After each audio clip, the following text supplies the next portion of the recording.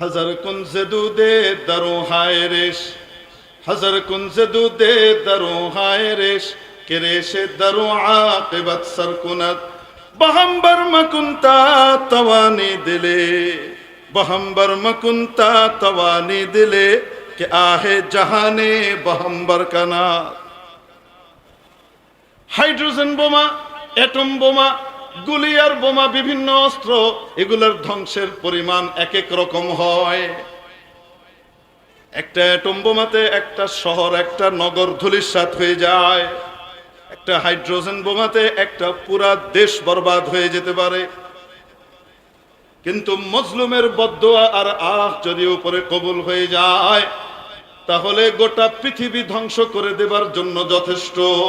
ইত্তাকি দাওয়াতাল মাজলুম, নবীজি সাল্লাল্লাহু আলাইহি সাল্লাম বলেন, মজলুমের বদদোয়া থেকে সাবধান থেকো, কারণ মজলুমের বদদোয়া এবং আল্লাহর মাঝখানে কোনো ফাসেলা, কোনো হিজাব, কোনো আড়াল থাকে না। সরাসরি সেটা আল্লাহর দরবারে কবুল হয়ে যায়। বেতর সাজ আহে মজলুমা কে হঙ্গামে দোয়া করদন, ইজাবত আজ দারে হক বহরে ইস্তিকবাল মি আয়ান। জুলুম থেকে, মজলুমের আখ থেকে, বদদোয়া থেকে বাঁচো, কারণ মজলুমের আখ যখন বের হয়ে যায়, আল্লাহর আরশ থেকে সেটা কবুল করে নেবার জন্য উপর থেকে ইজাবত ছুটতে থাকে। আল্লাহর কবুলিয়তের হুকুম নিচের দিকে ছুটতে থাকে, এই দোয়াকে উঠিয়ে আনো। এত ভয়ঙ্কর জিনিস।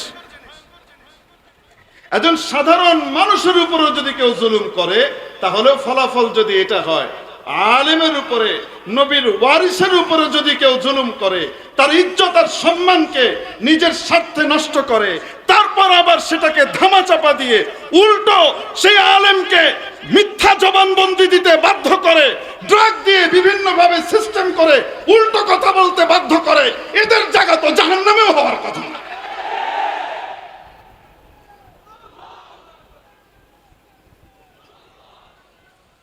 মনে করছিলাম উপরেরটার কারণে মনে হয় জুলুম করে, এমনি না, উপর নিচ বলে কথা না, তবিয়তের ভিতরে জুলুম ঢুকে রয়েছে। এমনি বলা পাই ল্যাংলা লোয়া হইলে তোদের এমনি আপাহাজ পয়দা হয়, এমনি পয়দা হয় না তো। আফসোস, এক মজলুম বোনের পাশে দাঁড়াবার জন্য লোক খুঁজে পাওয়া যায় না। বড় বড় ইসলামী দল, এই সেই কত কিছু আছে, সব চিন্তা করে সীমান্তের ওই পার আর আটলান্টিকের ওই পার, এদের কি খুশি রেখে আমাদেরকে যেতে হবে, এই সমস্ত রাজনৈতিক দলের মুখের উপরে পেশাব করতে। কিসের ইসলামী দলের নাম নেয়? যে জিম্মাদারি আমাদের সকলের পালন করা দরকার ছিল, সেই জিম্মাদারি থেকে দেখি আহা, একটা বোনকে বাঁচাইতে পারি না, একজন আলেমকে বাঁচাইতে পারি না, তার ইজ্জত আর সম্মান রক্ষা করতে পারি না। আজকে যদি সমাজ ঐক্যবদ্ধ হতে না পারো, অপেক্ষা করো, আগামীকাল তোমাদের জন্য এই জিনিস আসতেছে।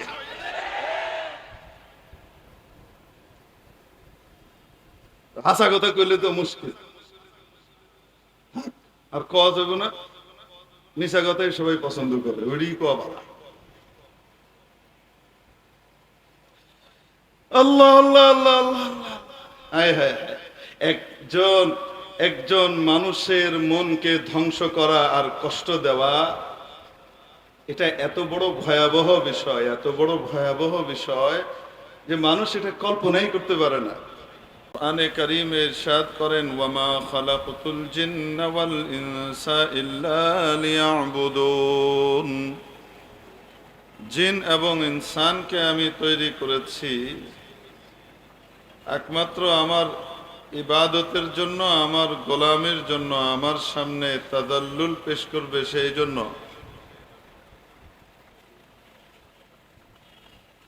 মুফাসসিরিনে কিরাম লিখেন, আই লিয়ারিফুন, আমার পরিচিতি লাভ করার জন্য, আমাকে চিনবার জন্য। সূরাতুদ দারিয়াতের 56 নম্বর আয়াত রব্বুল জালাল আমার আপনার সৃষ্টির উদ্দেশ্য পরিষ্কারভাবে উল্লেখ করে দিলেন। অপরদিকে আমরা যেন সচেতন হই, ভুলে না যাই। এই জন্য সূরাতুল মুমিনুন এর শেষে এসে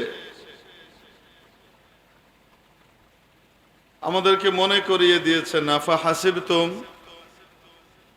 তোমাদের কি ধারণা, আন্নামা খালাকনাকুম আবাসা ওয়া আন্নাকুম ইলাইনা লা তুরজাউন, যে তোমাদেরকে আমি এমনি এমনি তৈরি করেছি আর তোমাদেরকে আমার কাছে ফিরে আসা লাগবে না, এটাই কি তোমাদের ধারণা? কি বলেন, উত্তর কি হবে? ইস্তেফহামে ইনকারি, জবাবের ভিতরে ইনকার মতলুব, যে না, আমাদের এই ধারণা নয়। অবশ্যই আপনি আমাদেরকে তৈরি করেছেন বিশেষ কোনো উদ্দেশ্যে।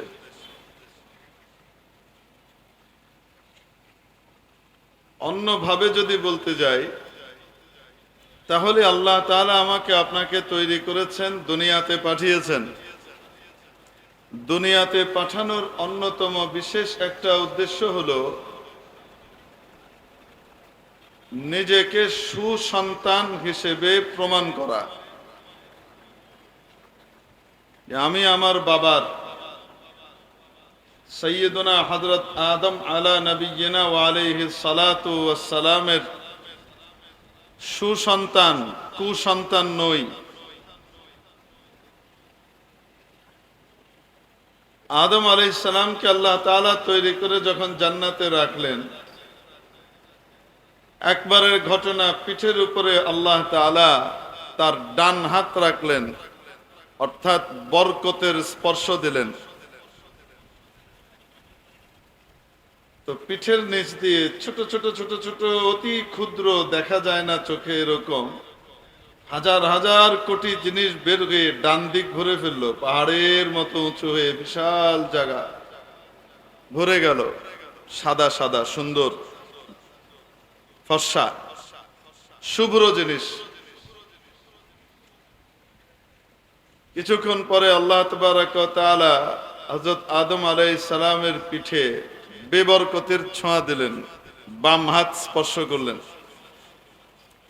এইবার পিঠের নিচ দিয়ে বেরোতে লাগলো, বেরোতে লাগলো, বেরোতে লাগলো, এত, আর এগুলা ডানে না, এগুলা বাম দিকে স্থান নিতে শুরু করলো। নিতে নিতে নিতে নিতে নিতে নিতে ডান দিকে যে পরিমাণ ছিল, বাম দিকে তার কয়েক গুণ বেশি, বহু বহু গুণ বেশি। এদিকে যদি 10 পাহাড় পরিমাণ হয়, তো এদিকে কয়েকশো পাহাড় পরিমাণ। কিন্তু এগুলা কালো কালো, বিশ্রী লাগে, দেখলে গা ঘিন ঘিন করে। শোয়া পোকা দেখলে যেমন গা ঘিন ঘিন করে, এগুলাকে দেখলে তেমন লাগছে। আর ডান দিকে যেগুলো, এগুলোকে দেখলে মন ভালো হয়ে যায়। কি যেন জিনিস। হযরত আদম আলাইহিস সালাম বিস্ময়ের সাথে তাকিয়ে আছেন, একবার ডানে তাকান, একবার বামে তাকান, অদ্ভুত জিনিস। আমি তো হলাম আমার হাতের 3.5 হাত, আমাদের 18 ইঞ্চির হাত না। আদম আলাইহিস সালামের হাত কতটুকু লম্বা ছিল আল্লাহই ভালো জানেন। আমাদের হাতের হিসাবে 60 যিরা,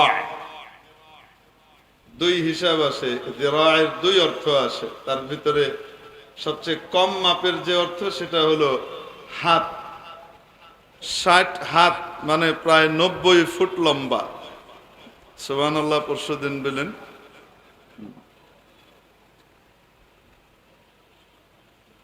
90 ফুট লম্বা। টিং টিঙে তাল গাছের মতো না, তাল গাছ এক পায়ে দাঁড়িয়ে, সব গাছ ছাড়িয়ে উঁকি মারে আকাশে, হ্যাঁ, এরকম টিং টিঙে মার্কা না।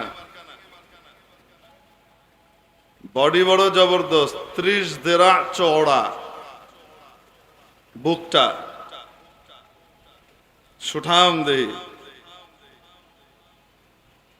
তো যাই হোক না কেন, তার ভেতর থেকে বের হলো একদিকে পাহাড়ের মতো সাদা সাদা, আরেক দিকে কালো কালো, কয়েক পাহাড় পরিমাণ।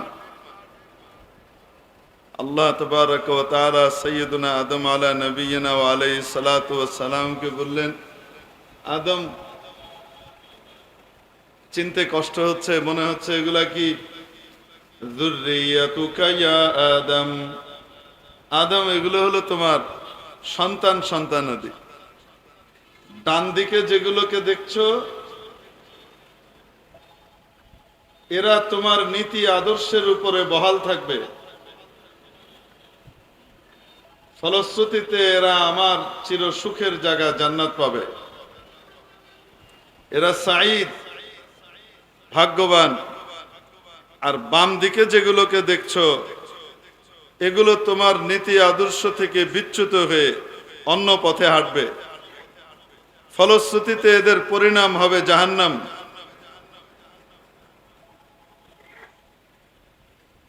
এরা তোমার সুসন্তান আর এরা হলো কুসন্তান।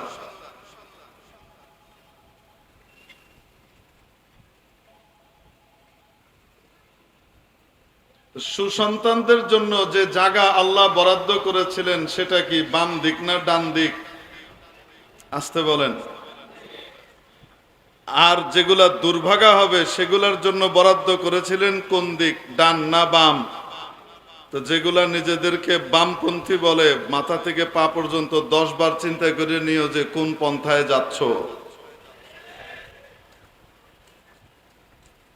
বলে না, চুরি তো চুরি, ফের সিনা চুরি।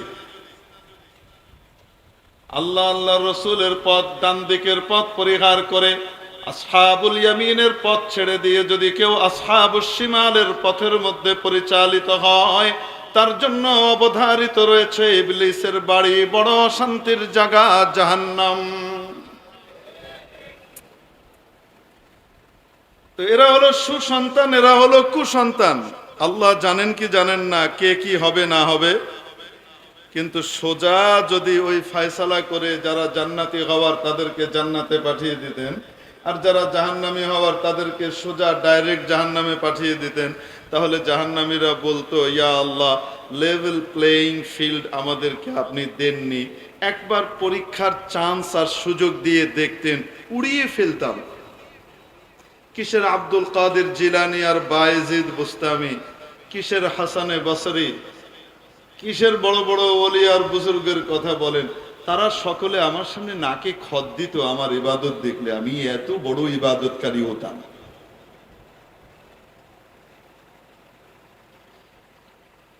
আল্লাহ তাআলা কোরআনে কারিমে এদের এই কথাগুলাকে উল্লেখ করেছেন। যখন এখান থেকে যাওয়ার সময় হবে আর জাহান্নাম দেখবে, তখন কি বলবে? রব্বির জিউন, আয় আল্লাহ, একবারের জন্য, লাস্ট চান্স, একবারের জন্য আমাদেরকে আবার ফিরিয়ে দেন। কেন ফিরিয়ে দিলে কি হবে?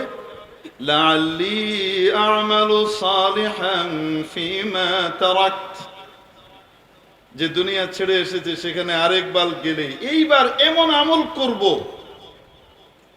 খুশি করে আপনাকে আরশ থেকে জমিনে নামাইলাম, এত ইবাদত করব, বাবারে বাবা। আল্লাহ বলেন, কাল্লা, ইটস কোয়াইট ইম্পসিবল, সম্ভব না। ইন্নাহা কালিমা হুয়া কাইলুহা, এগুলো মুখের কথা। এত নবী রাসূল পাঠালাম, নবী রাসূল বুঝালেন, নবী রাসূলের অনুপস্থিতিতে তাদের ওয়ারিস আলেম ওলামা বুঝালেন, সত্যের পথ দেখালেন, হকের পথ দেখালেন, গ্রহণ করো নাই, উল্টো পথে চলেছ, বরং আলেম ওলামাকে অপহরণ করে তারপরে আবার নাটক সাজিয়ে মঞ্চস্থ করো, লজ্জা করে না? ফিরে এসে আবার ফিরিয়ে দিলে তাই করবা। এগুলা মুখের কথা। এত বুঝিয়েছে আলেম ওলামারা, তারপরেও আলেম ওলামাদেরকে মাথায় তুলতে, যথাস্থানে রাখতে তোমাদের বড় আপত্তি ছিল। এখনো গিয়ে সেই নাস্তিক্যবাদী মার্কাই কথাবার্তা বলবা, যা ছিলা তাই আসো। পায়খানা কখনো আসলে ধুইলে পরিষ্কার করলে যেমন হালুয়া হয় না, তেমনি ভাবে 17 বছরের পায়খানা হাজার চেষ্টা করো, এগুলাকে হালুয়া বানানো যাচ্ছে না, ঠিক না? ইন্নাহা কালিমাতুন হুয়া কাইলুহা, এটা মুখের কথা। আবার পাঠাইলে আবার গিয়ে সেই একই কাজ করবে। খেলাফতের রাশেদার আমলেও যদি ঢুকায় দেওয়া হয়, আমিরুল মুমিনিন ওমর ইবনুল খাত্তাবকে চিন্তা করেও যদি এনে আমিরুল মুমিনিন বানায় দেওয়া হয়, তারপরেও রুচি বদলাবে না, আবু জেহেলের অনুচর আবু জেহেলের মতোই থাকবে। মেরে মুহতারাম দোস্ত, তো আল্লাহ তাবারক ওয়া তাআলা আমাকে আপনাকে দুনিয়াতে পাঠালেন বাবার সুসন্তান হব না কুসন্তান হব এটার প্রমাণ দেওয়ার জন্য। সকলের জন্য পরীক্ষার হলে সুযোগ সমান। এমন করেন নাই যে আল্লাহকে মানে তার জন্য সূর্যের আলো ফ্রি, আর যে আল্লাহকে মানে না তাকে ট্যাক্স দিয়ে বিল পরিশোধ করে সূর্যের আলো নেওয়া লাগে। এরকম করেছেন নাকি? সকলকে সমান দিয়েছেন। বৃষ্টি যে আল্লাহকে মানে তার জন্য দেন, যে আল্লাহকে মানে না তার জন্য দেন। হেদায়েতের কথা যে মানে না যে মানে সমভাবে সকলের জন্যই আল্লাহ তাআলা সুস্পষ্টভাবে পরিষ্কারভাবে পাঠিয়ে দিয়েছেন। কোনো পার্থক্য করা হয় নাই।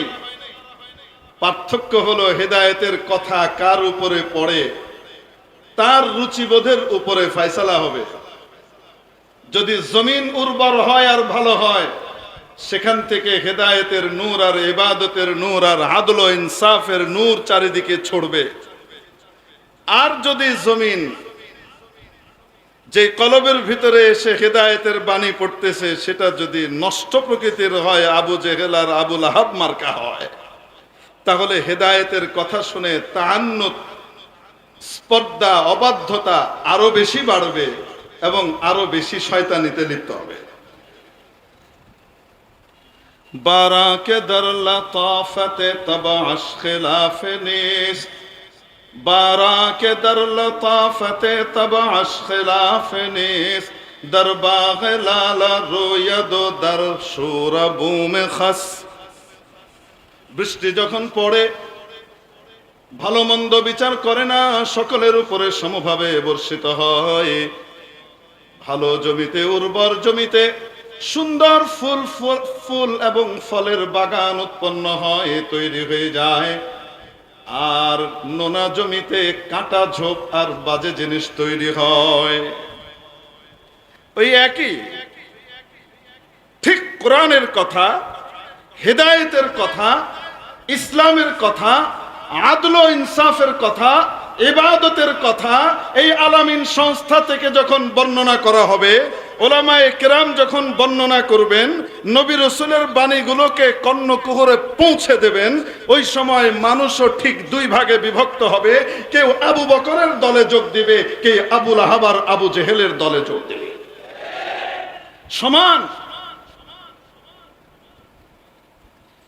নবীজি বলেন, আমি দেখি তোমাদেরকে পঙ্গপালের মতো তোমরা ঝাঁপিয়ে জাহান্নামের দিকে যাচ্ছ, ওয়া আনা আখিদুম বিহুজাজিকুম, আর আমি তোমাদের কোমর বন্ধনী এরকম করে চেপে ধরে টেনে আটকে রেখেছি, যেতে দেব না জাহান্নামে। এই ওয়াজ মাহফিলগুলোর বিশেষ উদ্দেশ্য, তাফসীরুল কোরআন মাহফিলগুলোর বিশেষ উদ্দেশ্য হলো জাহান্নামমুখী মানুষকে জাহান্নাম থেকে ফিরিয়ে জান্নাতের পরিচয় নতুন করে আবার মনে করিয়ে দেওয়া। ওয়াযাক্কির ফাইন্নায যিকরা তানফাউল মুমিনিন। ও নবী, আপনি মনে করিয়ে দেন, বারবার মনে করিয়ে দেন, বারবার নসিহত করেন, কারণ এই নসিহত তাদের বড় কাজে লাগবে যাদের হৃদয়ে ঈমানের নূর আছে।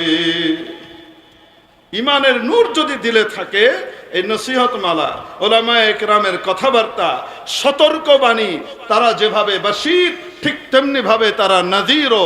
বাশীর মানে ভালো কাজের সুসংবাদ দেওয়া, আর ভালো কাজ করলে জান্নাতে কি কি পাবে সেগুলোর বিবরণ দেওয়া। যিনি দেন তাকে বলে বাশীর।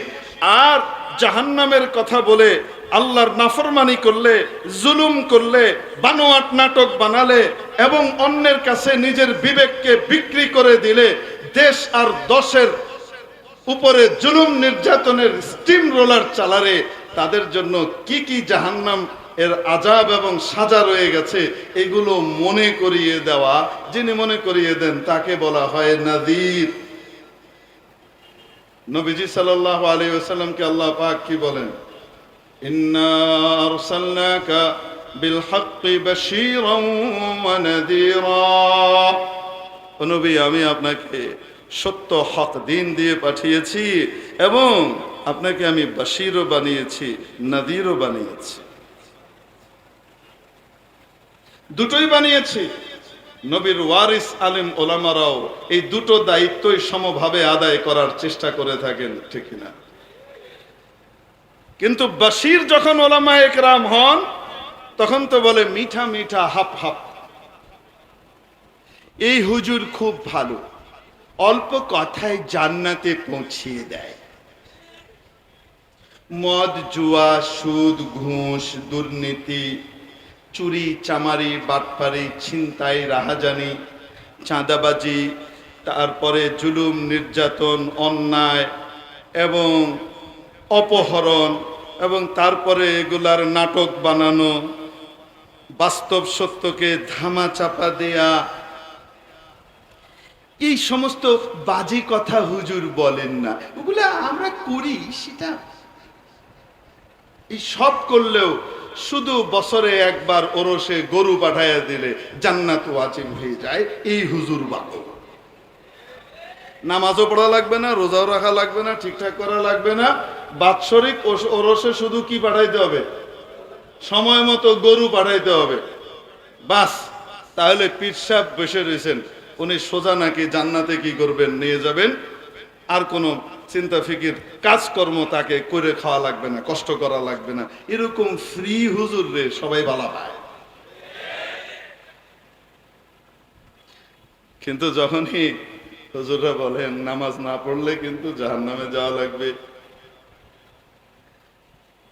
যাকাত ঠিক মতো না দিলে জাহান্নামে যাওয়া লাগবে, জুলুম নির্যাতন করলে, উল্টা পাল্টা করলে, মিথ্যা কথা বললে, মিথ্যা মামলা বানাইলে, মিথ্যা সাক্ষ্য দিলে জাহান্নামের অকল গহ্বরে নিপতিত হওয়া লাগবে। সুদ ঘুষের বিরুদ্ধে যখন বলেন তখন কমিটির লোকজনের মধ্যে যে যেটা করে সে কয় এই হুজুর ভালো না, মুরব্বীদের সম্মান করে না, খালি উল্টো পাল্টা নেগেটিভ কথা বলে। কর না কেন? করেই করেন, এই হুজুর ভালো না কেন? খালি উল্টো পাল্টা, খালি নেগেটিভ কথা বলে। হুজুর পজিটিভ কথা বলে, সোজা জান্নাতে পৌঁছায় দেন। হারাম করে শয়তানি, বাটপারি, ইতরামি যা আছে সব করবে, আর বলতে হবে আপনি তো সাক্ষাৎ জান্নাতি।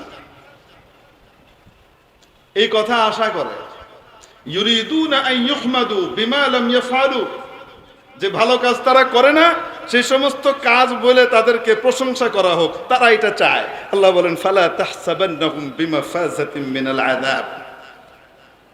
এই প্রশংসা দিয়ে কিয়ামতের দিন মুক্তি পাওয়া যাবে না, কাজ করলেই মুক্তি পাওয়া যাবে, ঠিক কি ঠিক? মেরে মুহতারাম দোস্ত, আজিজ ও বুজুর্গ,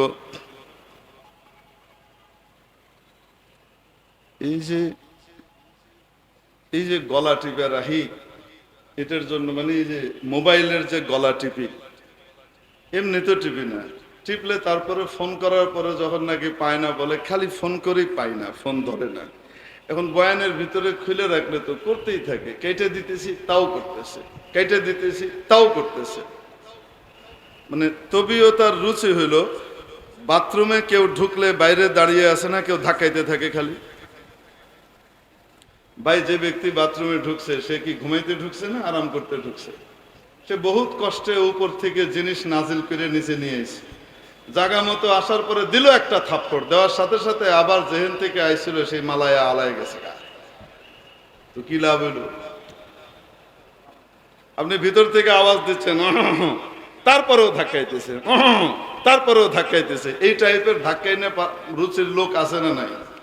মোবাইলের ভিতরে কিছু মানুষ আছে এই টাইপের করতে থাকে, যে কেটে দিলাম 2-3 বার, তারপরেও কি করতেছেন? এখন যে এই যে সাইলেন্ট করে দিলাম, তারপরে তার শুনতে টুনতে পাবো না কে কে ফোন টোন করছে না করছে, পরবর্তীতে বলবে ফোন করলে ফোন ধরে না। এ হলো বিপদ।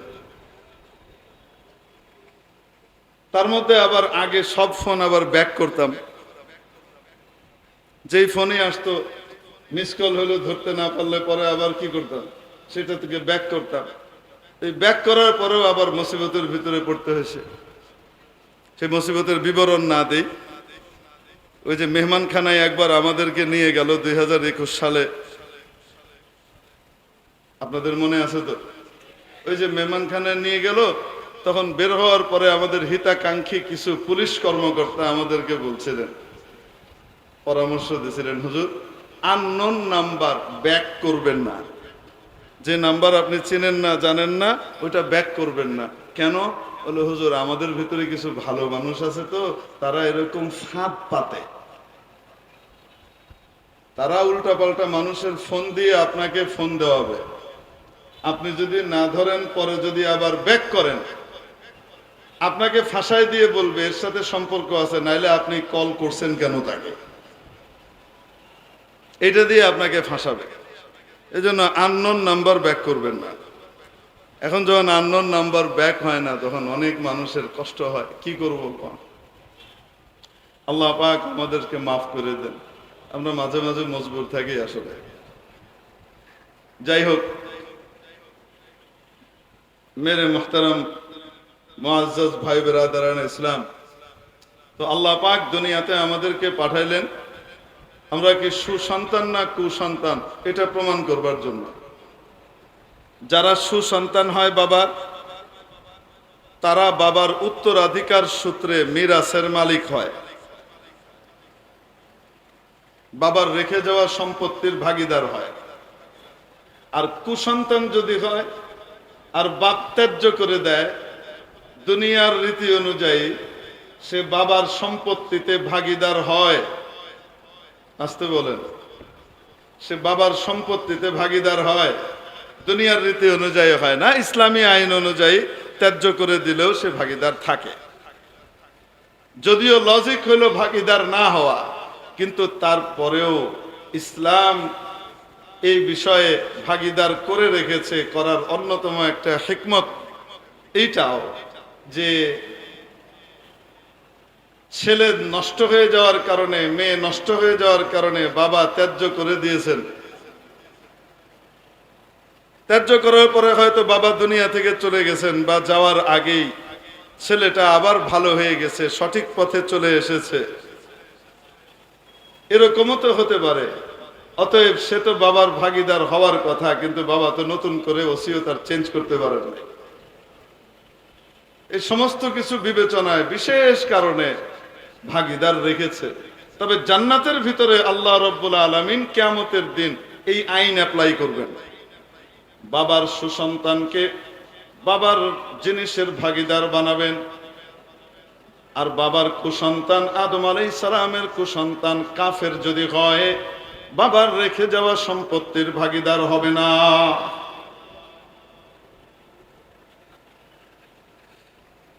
উলাইকা হুমুল ওয়ারিসুন। সুসন্তান হওয়ার জন্য কিছু গুণাবলী দরকার। সূরাতুল মুমিনুন, সূরার নামই হলো ঈমানদারদের, সূরার নামই কি? ঈমানদারগণ, মুমিনগণ। মুমিন হওয়ার জন্য, খাঁটি মুমিন হওয়ার জন্য কিছু গুণাবলী আল্লাহ পাক বলে দিয়েছেন। قد أفلح المؤمنون الذين هم في صلاتهم خاشعون والذين هم عن اللغو معرضون والذين هم للزكاة فاعلون والذين هم لفروجهم حافظون. এটার বিবরণ আছে, তফসিল।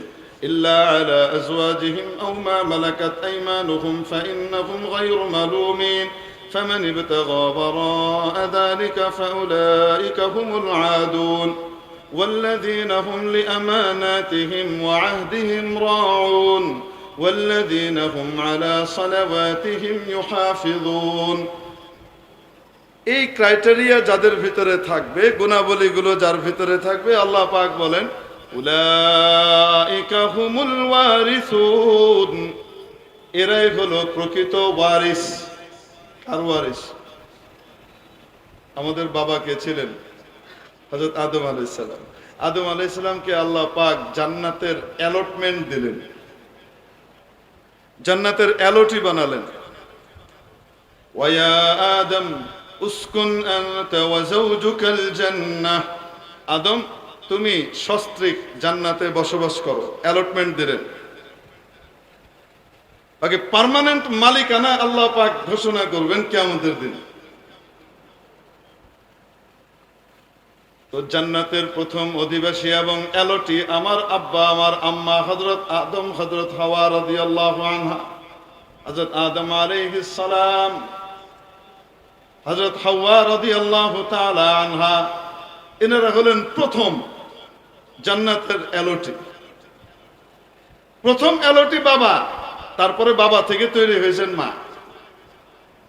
উলাইকা হুমুল ওয়ারিসুন, এরাই হলো সত্যিকারের ওয়ারিস।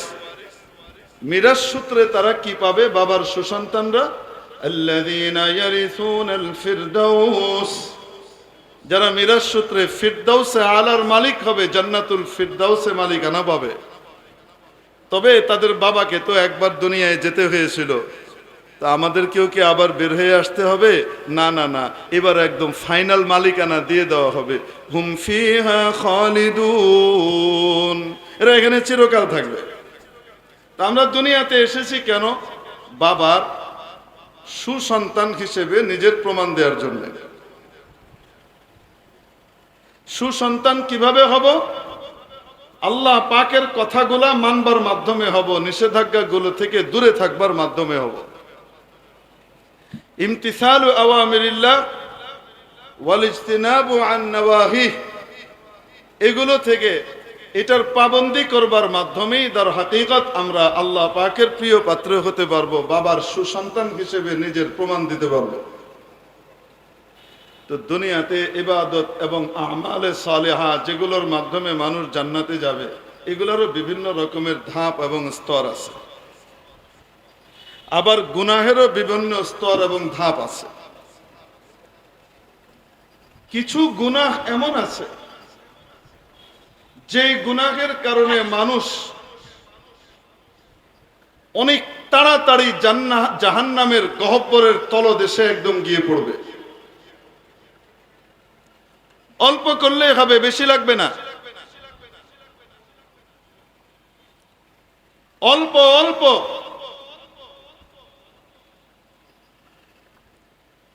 হযরত আবু হুরায়রা রাদিয়াল্লাহু তাআলা আনহুকে রাসূল পাক সাল্লাল্লাহু আলাইহি ওয়াসাল্লাম লক্ষ্য করে বলছেন, আত-তারগীব ওয়াত তারহিবের হাদিস, ইয়া আবু হুরায়রা, ও আবু হুরায়রা, জাওরু সাআতিন ফি হুকমিন, কোন বিষয়ে ক্ষণিকের জুলুম,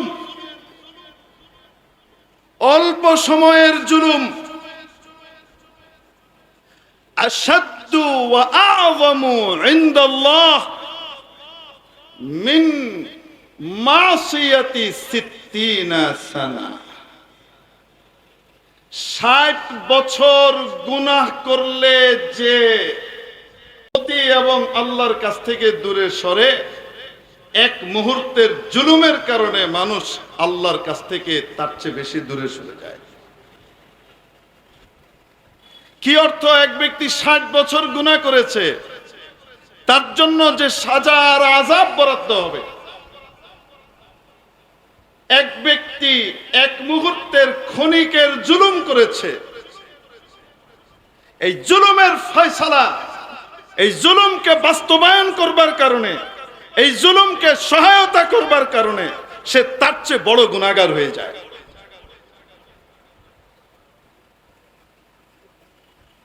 জুলুম হলো এমন এক আমল, যে আমল মানুষের শত বছরের, হাজার বছরের ইবাদতকে নষ্ট করে জাহান্নামের ভিতরে ফেলে দেয়।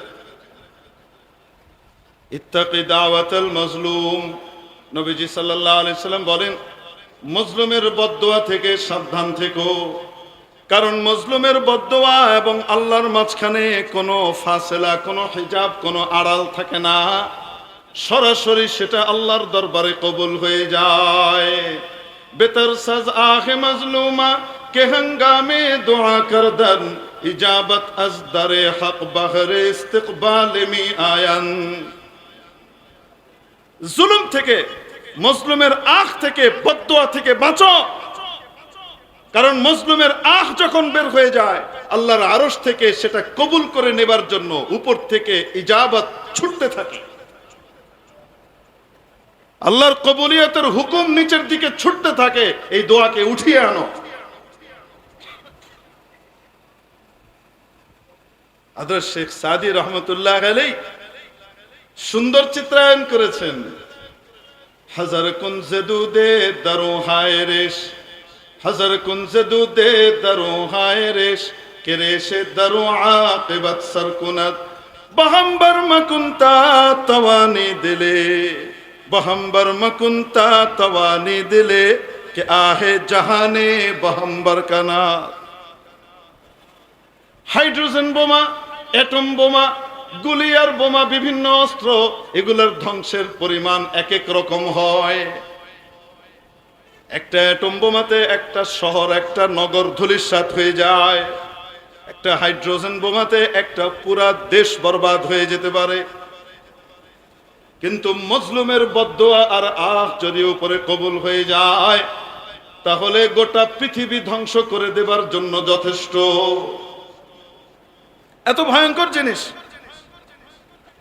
একজন সাধারণ মানুষের উপরে যদি কেউ জুলুম করে, তাহলে ফলাফল যদি এটা হয়, আলেমের উপরে, নবীর ওয়ারিসের উপরে যদি কেউ জুলুম করে, তার ইজ্জত আর সম্মানকে নিজের স্বার্থে নষ্ট করে, তারপর আবার সেটাকে ধামাচাপা দিয়ে উল্টো সেই আলেমকে মিথ্যা জবানবন্দি দিতে বাধ্য করে, ড্রাগ দিয়ে বিভিন্ন ভাবে সিস্টেম করে উল্টো কথা বলতে বাধ্য করে, এদের জায়গা তো জাহান্নামেও হওয়ার কথা না।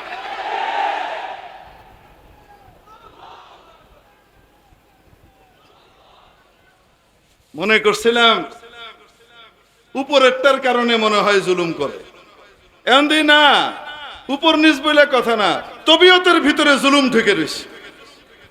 এমনি বলা পাই ল্যাংলা লোয়া হইলে তোদের এমনি আপাহাজ পয়দা হয়, এমনি পয়দা হয় না তো। আফসোস, এক মজলুম বোনের পাশে দাঁড়াবার জন্য লোক খুঁজে পাওয়া যায় না। বড় বড় ইসলামী দল, এই সেই কত কিছু আছে, সব চিন্তা করে সীমান্তের ওই পার আর আটলান্টিকের ওই পার, এদের কি খুশি রেখে আমাদেরকে যেতে হবে, এই সমস্ত রাজনৈতিক দলের মুখের উপরে পেশাব। কিসের ইসলামী দলের নাম নেয়? যে জিম্মাদারি আমাদের সকলের পালন করা দরকার ছিল, সেই জিম্মাদারি থেকে দেখি আহা, একটা বোনকে বাঁচাইতে পারি না, একজন আলেমকে বাঁচাইতে পারি না, তার ইজ্জত আর সম্মান রক্ষা করতে পারি না। আজকে যদি সমাজ ঐক্যবদ্ধ হতে না পারো, অপেক্ষা করো, আগামীকাল তোমাদের জন্য এই জিনিস আসতেছে।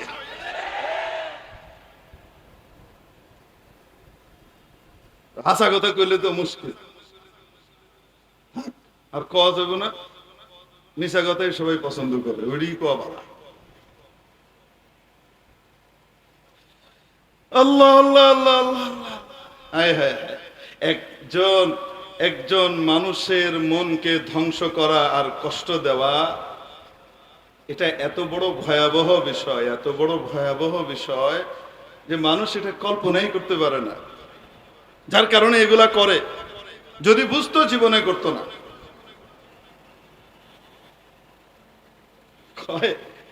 হুজুর তো গুম হয়নি, হুজুর নিজে নিজে গুমের নাটক করেছেন, মন খারাপ ছিল তাই বেরিয়ে গেছেন। ওই যে একজন আইনজীবী ভাই আলিফ ভাই মারা গেল না, কোপানের শিকারে, আল্লাহ তাকে জান্নাত নসিব করে বেঁচে গেছে।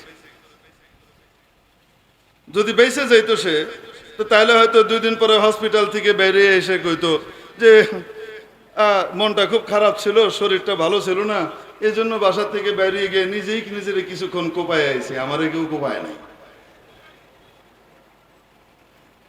কাহিনীগুলা কিছু এই টাইপেরই তৈরি হয়। হুজুর সিসি ক্যামেরার ফুটেজ দিয়েছে, ওই সিসি ক্যামেরার ফুটেজ তারপরের গুলা কই? যেই গাড়িতে করে গেছে সেই গাড়ির অফিসে তো নিশ্চয়ই টিকিট কাটার ছবিটা থাকবে, হেডে কই? সেই গাড়ি যে সমস্ত জায়গায় বিরতি দিছে সে জায়গাতে তো হুজুর নাইমা নিশ্চয়ই হুজুর ইস্তেঞ্জা সারছেন, খাইছেন, এগুলার সিসিটিভি ফুটেজ কই? শুধু অল্প কয়েকটা দিয়ে তারপরে কও যে এটা এটা এটা এটা হয়েছে। হুজুর নিজেই তো স্বীকার করেছেন। বাবা রে, আল্লাহ তোমাদেরকে বাঁচবার তৌফিক দান করে। তোমরা এগুলা করো না, কারণ কবরের ভিতরেও কিন্তু পুলিশ আছে। দুনিয়ার পুলিশ আর একে ওকে বিভিন্ন ভাবে ম্যানেজ করা যায়, কবরের পুলিশকে কিন্তু বাবারা ম্যানেজ করা যাবে না। এই পুলিশের মায়ের শুরু হইলে সে দেখবে না আইজি না ডিআইজি নাকি র্যাবের প্রধান নাকি ডিজিএফআই এর চিফ নাকি এনএসআই এর চিফ না কি, এগুলি কিন্তু দেখবে না। বাড়ি যে শুরু হবে সুবহানাল্লাহ, ইলা ইয়াউমিল কিয়ামা ইলা ইয়াউমিত তানাদ, এগুলো আল্লাহর ওয়াস্তে করুন না, এগুলো ভালো জিনিস না, এগুলো পচা জিনিস। আগের দুর্গন্ধযুক্ত আমল থেকে বের হয়ে আসো, নিজেকে পবিত্র করো, ওলামায়ে কেরামের সোহবতে যাও। কথা যদি ভালো না লাগে তাহলে মনে করবা যে এটা ইনজেকশন চলতেছে, অ্যান্টিবায়োটিক দিচ্ছে, নিশ্চয়ই তোমার দিলের ভিতরে ক্যান্সার হয়েছে তাই কেমোথেরাপি দিতে হচ্ছে। কেমোথেরাপি দিলে মাথার চুল টুল সব জায়গা, তোমারও খুব কষ্ট লাগে, গরম লাগে, খপ লাগে, এই লাগে সেই লাগে। পারলে ও বেটাকে যদি আমি পেতাম তাহলে আমি গুলি করে সোজা করে ফেলতাম। আরে অপেক্ষা কর, ওদিন আনে ওয়ালায়। এই সমস্ত উল্টাপাল্টা কথাবার্তা বলা ঠিক না, কি বলেন আপনারা? আল্লাহ পাক সহি বুঝ দান করেন, আমরা বলি আমিন। দেখেন রাসূল পাক সাল্লাল্লাহু আলাইহি সাল্লাম এই হাদিসের ভিতরে আবু হুরায়রা রাদিয়াল্লাহু তাআলা আনহুকে আরেকটা কথা বলছেন, ইয়া আবা হুরায়রা আদলু সাআতিন আফদালু ইনদাল্লাহ মিন ইবাদাতি 60 সানা কিয়ামি লাইলিহা ওয়া সিয়ামি নাহারিহা। আবু হুরায়রা, এক মুহূর্তের ইনসাফ, এক মুহূর্তের ইনসাফ, উপর কি বললো, অমুক কি বললো, তমুক কি বললো তা নয়, যা সত্য তাই, যেটা সঠিক সেটাকে আমি সঠিকভাবেই প্রমাণ করে দেব, সেভাবেই আমি মামলা নিব, সেভাবেই আমি তদন্ত করব। এইভাবে যদি তুমি ইনসাফ করতে পারো, ও আমার ভাই, এক মুহূর্তের ইনসাফ 60 বছরের নামাজ রোজার চেয়ে উত্তম। সারা রাত নফল নামাজ পড়া, সারা দিন নফল রোজা রাখা, 60 বছর রাখলে যে সওয়াব, আল্লাহ নবী সাল্লাল্লাহু আলাইহি সাল্লাম বলেন, শোনো, এর চেয়ে বেশি সওয়াব এটার ভিতরে। ইনসাফ আল্লাহর কাছে এত বেশি প্রিয়।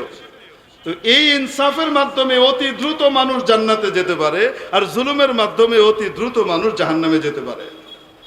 জুলুমের মাধ্যমে সে দ্রুত নিজেকে কুসন্তান হিসেবে চিহ্নিত করতে পারে, আর ইনসাফের মাধ্যমে সে নিজেকে সত্যিকার অর্থে আদম আলাইহিস সালামের সুসন্তান হিসেবে নিজের পরিচয় লেখাইতে পারে। আল্লাহ পাক আমাদের সকল ভাইদেরকে জুলুমের পথ পরিহার করে, মিথ্যার পথ পরিহার করে, এই শক্তি ওই শক্তির দিকে না তাকিয়ে একমাত্র আরশের মালিক আল্লাহর শক্তির দিকে তাকিয়ে সঠিক ইনসাফ এবং সত্য কথাগুলা বলার, লিপিবদ্ধ করার এবং পরিচালিত করার, সঠিক তদন্ত করে সঠিক রিপোর্ট পেশ করার তৌফিক আল্লাহ নসিব করেন। আখিরু দাওয়ানা আলহামদুলিল্লাহি রাব্বিল আলামিন। কথা তো আমরা বলে যাই, কিন্তু এগুলি এদিক দিয়ে ঢুকবে আর ওই দিক দিয়ে বেরোবে, কারণ কপালে হেদায়েত নাই। এত জুলুম করছে, যতক্ষণ পর্যন্ত ওই মজলুমের কাছ থেকে মাপ না নিবে ততক্ষণ পর্যন্ত আসলে আমার আপনার হেদায়েতের হাজার দোয়াতেও কাম হবে না। তারপরেও করি। আসসালামু আলাইকুম ওয়া রাহমাতুল্লাহ।